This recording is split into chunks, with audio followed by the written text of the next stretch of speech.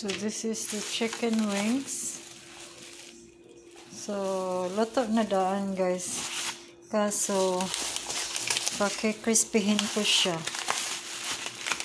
Crispy i-warm natin sa oven para crispy siya, ma-crispy.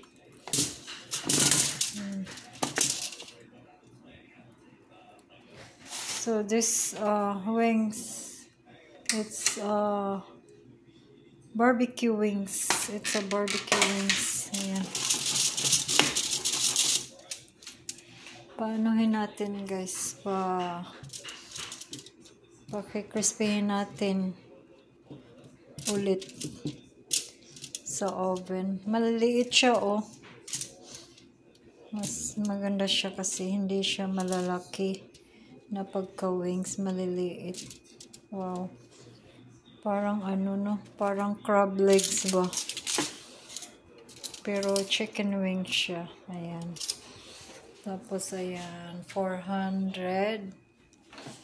Tapos ano ko siya, lutuin ko siya ulit, pakikrispihin.